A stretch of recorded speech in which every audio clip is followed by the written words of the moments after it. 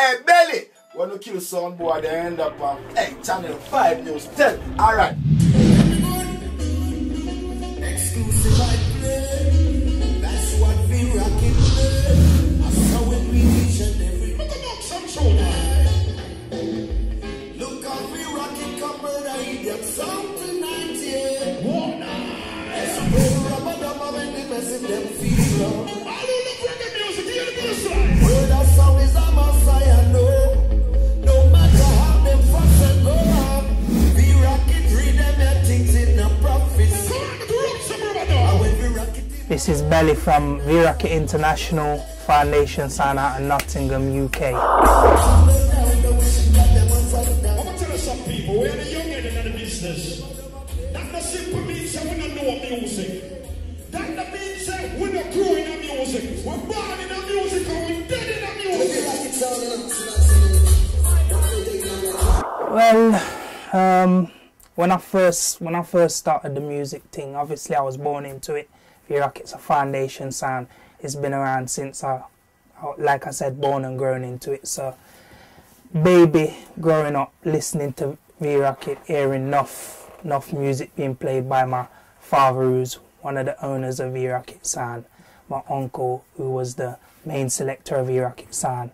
So I grew up into it, and basically I started working the sessions with Valerie, who's one of the owners as well, with her son DJ Amali, who was on the music scene. He was doing some radio shows, etc. And we kind of started doing like local little parties and them thing there, and obviously we grown in confidence and we got more experience, and we formed a little thing with me and my brothers and my cousins as V-Rocket Millennium Squad. That was the younger part of the sound.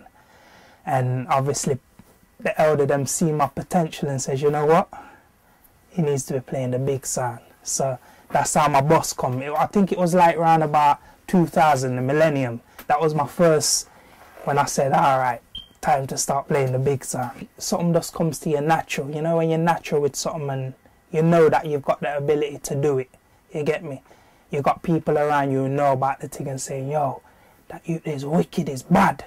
He's going to be tough when he's older, you get me? So them little thing, they help push you a certain way, you get me? And then it's just, it weren't even like had to learn, it just come natural. Music's in the blood, you get me?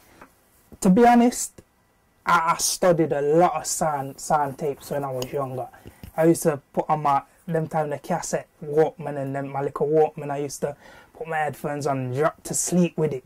Have a little mini stereo by my bed and listen to all types of old clash dancers, juggling dancers, all type of sound. I've still got a tape now that I listen what I was listening back then. It's Jara.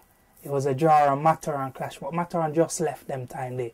So that day it's always been, that's in my car right now. When I drive and I want to hear a nice vibe, I just push that in. But yeah, the Jaras, the Stone Loves, the Metro Medias, the Bodyguards. Obviously, I've done my research and I know about the sounds back before them, Stereograph, people like Scorpio, Jammers in them sound, but they were a bit before my time. So you get me? You see, because I'm playing a foundation sound, more time people will book the sound and say, boy, it's a foundation or it's a revival thing, and listening to them dancers will give me a feeling, a vibe of what was playing them time there, and the type of music and the type of art, the profile of them type of dance there. So if I'm going into a foundation thing or a revival thing, I know, say, yo, I've them thing there's helped me in a way, in a sense, to know the music what was playing them time there. Why? You see, like, it was kind of like, it was an instance, like, because obviously V-Rocket's got the name, it's a big sound, it's always been a big sound in England. So it was like, boy, my uncle would select some of the dance and then he'd bring me in later on throughout the night, you get me? So it kind of worked in, it wasn't like, oh, I had to do 2 or 3 years before I started playing on the big dance. Then it was like, boy, I was 15 and 16 and I was playing with Jar and them man there, and I was like, boy, this is a good experience. But you know, because I enjoy what I do, and it's just like I said, and I said before, it's natural. Like, obviously, we're on the England scene, and we want to get out into Europe and want to go overseas, Jamaica, Antigua, wherever in the world. It could be Brazil, Israel, anyway. Like, I just want to, like, reach out to the people. Like, it's why? Let me think about that one. We'll come back to that one, yeah? Describe the juggling scene for me here in England. Alright, the juggling scene in England. The dancers nowadays, the juggling dancers nowadays, to start with, when I see a flyer and there's six DJs on there, 7 DJs, sometimes you even get 8, 9 DJs on a flyer. Like, to me, it's like, I'd prefer to go to that dance from early and get in and play when I can, because there's too much bam rushing going on in the dances nowadays. When you get to a juggling dance, it's like every selector wants to be top man. Every man wants to play prime time. Everyone wants to play the top 10 tunes. You get what I'm saying? It's not like our dance used to be them time there. You understand? Like, even the people who are attending the dances, they want to hear the top 10 tunes. It's not like you can go into a dance and say, well, let me give them an hour of vocal music, because people stand up on you. You understand? That's the feel that I get. Our team. When I say our team, my partner in crime, Val B, big up. Because you don't know, without Val, the thing wouldn't be where it is, and without me, the thing wouldn't be where it is. So big up Val and the team. When we get to a dance, like, more time, what we're forced to do is reset a dance when we start playing, and we do that by, it's unexpected. When somebody comes to a V-Rocket dance, they can now say, yo, V-Rocket's there. We can plan to hear something different. We can plan to hear, boy, them man are gonna sign on a different way. And that's what I like to do when I go to a dance. It's like, I just take it and do what I like with it, basically. If a dance is, if all of the top 10 tunes have been played out, whatever's been played out, I can still go in there and start exactly how I want to start, and I'll still have the same effect as if I was playing a top 10 tune. Boy, I'd say, like I said, we set precedents in the dance. You understand? Like, we're gonna be one. I can say Val is his whole persona when he takes the mic. Like, that man, he's got authority in the dance. You understand? It's unique. And then, you know, it could just be something simple, like anything simple, like a cappella, what somebody weren't even expecting to hear, or it could be a soul tune or whatever, a long time revival tune that no one ain't expecting to hear, what we just sign on with, and people are like, yo, the money, and then we just start billing from there. You get me? We like to set a dance. If we feel like a dance has been rushed, we like to set it back. If we feel like a man's rushing out the whole of the tune, we like to set a dance. And I think that's what's happening enough for the dancers. People feel like, boy, if I don't get to play that tune, I'm not going to get the forward. There's too much music to think that. Too much music to think that. Why? You see, Val he's got this vibe. He's just got a vibe. You get me? Like, it's just different. He's got a humour about him, and he's lively. You get me? Interacts with the people and them thing there. Like, you got enough sounds and enough man that works on that just, oh, and they just deady, and they don't interact with the people. Them, you have to be able to, you get me? Why? Like, I wouldn't say it's an easy road, because if you can't perform, then you're not gonna get nowhere at the end of the day. You understand what I'm saying? So fair enough, we've got a big sound, Ruben Parliament, the whole of the elder them set the thing, but we have to be able to upheld the thing. You get what I'm saying? And that's what we're doing. So it's not an easy road. Like I said, it's not original again. Like me, don't get me wrong, you know, I love dancehall music, you know, and I love the DJ thing and the modern thing. It's nice. That's what the people them like, and it's vibes here. You get me? But there's not enough. There's not enough of the roots in the thing. You get me? Like I said to you before, you can't go to a dance and well, you can't go to a juggling dance, should I say, and make the people them hear certain tunes. Even if it's early in the dance, it's like the people them are just, it's a stand up, and you get me? The vibe, like if you're to go to a yard, then let me say, if you're to go to Jamaica and you're playing the dance, you know, say, yo, you can hear some real authentic reggae music before the night, them early hour juggling they start, you get me?